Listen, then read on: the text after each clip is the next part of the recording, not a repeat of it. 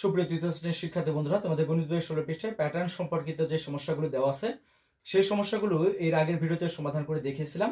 তো 17 পৃষ্ঠার যে প্যাটার্নগুলো আছে সেগুলো আজকের ভিডিওতে তোমাদেরকে সমাধান করে দেখাবো। তোমরা চাইলে আগের পদ্ধতি ব্যবহার করে 17 পৃষ্ঠার যে প্যাটার্নগুলো আছে সেগুলো সমাধান করতে পারবা। তো তোমাদের সুবিধার্থে এই 17 পৃষ্ঠার প্যাটার্নগুলো তোমাদেরকে সমাধান করে দেখাবো। তো 1 নম্বর প্যাটার্নটা দেওয়া আছে, যেটা প্রথম সংখ্যা দেওয়া আছে 14, পরের সংখ্যা দেওয়া আছে 18, তারপরের সংখ্যা দেওয়া আছে 22।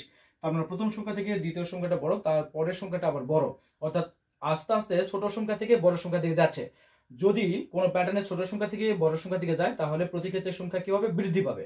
এখন বৃদ্ধি কত করে পাবে এটা তোমরা কিভাবে বের করবে? সেম পদ্ধতি, পাশাপাশি যে দুটো সংখ্যা থাকবে সেই দুটো সংখ্যা বিয়োগ করে যে বিয়োগফল হবে সেটি হবে বৃদ্ধিপ্রাপ্ত সংখ্যা।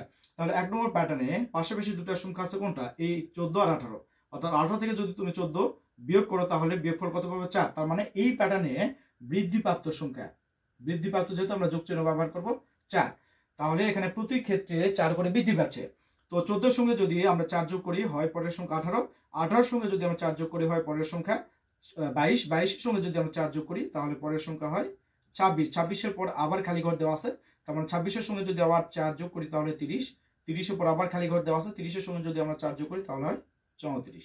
একইভাবে 2 নম্বর প্যাটার্নটা যদি আমরা সমাধান করি তাহলে এখানে দেওয়া আছে 28, 26, 24, অর্থাৎ বড় সংখ্যা থেকে আস্তে আস্তে ছোট সংখ্যার দিকে যাচ্ছে। যদি বড় সংখ্যা থেকে আস্তে আস্তে ছোট সংখ্যার দিকে যায় তাহলে প্রতি ক্ষেত্রে সংখ্যা কমে যাবে। কমে যাওয়ার সংখ্যাটা তোমরা কিভাবে বের করবা? যে পাশাপাশি যে দুটো সংখ্যা থাকবে সেই দুটো সংখ্যাকে বিয়োগ করে যে বিয়োগফল হবে সেটি হবে কমে যাওয়ার সংখ্যা। তো এখানে পাশাপাশি দুটো সংখ্যা দেওয়া আছে কি 28 আর হচ্ছে কি 26। এখন 28 থেকে যদি 26 তুমি বিয়োগ করো তাহলে বিয়োগফল কত পাবা? 2। যেহেতু কমে যাচ্ছে তাহলে এখানে আমরা মাইনাস চিহ্ন অর্থাৎ বিয়োগ চিহ্ন ব্যবহার করব, তাহলে বিয়োগ চিহ্ন 2 হবে। যেহেতু 2 করে কমে যাচ্ছে তাহলে 28 থেকে যদি 2 কমে যায় 26 হয়, 26 থেকে যদি 2 কমে যায় তাহলে 24 হয়, 24 থেকে 2 কমে গেলে কত হবে? 22, 22 থেকে 2 কমে গেলে হয় 20, 20 থেকে 2 কমে গেলে হয় 18। এরপর 3 নম্বরটা দেওয়া আছে কি 65 খালি ঘর, 75 80 খালি ঘর দেওয়া আছে। যেহেতু যে ছোট সংখ্যা থেকে যেহেতু আস্তে আস্তে বড় সংখ্যার দিকে যাচ্ছে তার মানে এই প্যাটার্নে কি সংখ্যাগুলো কি প্রতি ক্ষেত্রে বৃদ্ধি পাচ্ছে। তাহলে বৃদ্ধিপ্রাপ্ত সংখ্যা তোমরা কিভাবে বের করবে? তাহলে পাশাপাশি সংখ্যা বিয়োগ করবে, তাহলে পাশাপাশি সংখ্যা দুটো কি আছে? 80 আর হচ্ছে কি 75 দেওয়া আছে।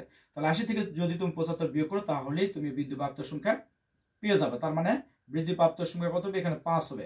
তাহলে প্রতি ক্ষেত্রে 5 করে বৃদ্ধি পাচ্ছে। তাহলে 65 সঙ্গে যদি তুমি 5 যোগ করো তাহলে হয় 70, 70 এর সঙ্গে 5 যোগ করলে 75, 75 এর সঙ্গে 5 যোগ করলে হয় 80, 80 এর সঙ্গে 5 যোগ করলে হয় 85, 85 এর সঙ্গে 5 যোগ করলে হয় এই 90। এরপর 4 নম্বর প্যাটার্ন দেওয়া আছে 36 30 24 খালি ঘর দেওয়া আছে।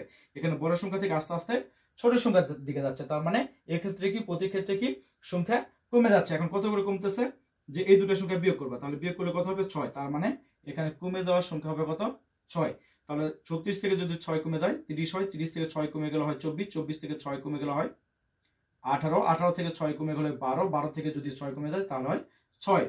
এরপর দেওয়া আছে 5 নম্বর প্যাটার্নটা দেওয়া আছে এখানে 77 65 55। তার মানে এই ক্ষেত্রেও কি বড় সংখ্যা থেকে আস্তে আস্তে ছোট সংখ্যার দিকে যাচ্ছে, তার মানে কি কমে যাচ্ছে। তাহলে কমে যাওয়ার সংখ্যা কিভাবে বের করবো? যে পাশাপাশি যে দুটো সংখ্যা থাকবে সেই দুটো সংখ্যা বিয়োগ করবা। তাহলে 77 থেকে যদি তুমি 65 বিয়োগ করো তাহলে বিয়োগফল পাবা 11। তার মানে এখানে কত করে কমে যাচ্ছে? প্রতি ক্ষেত্রে 11 করে কমে যাচ্ছে।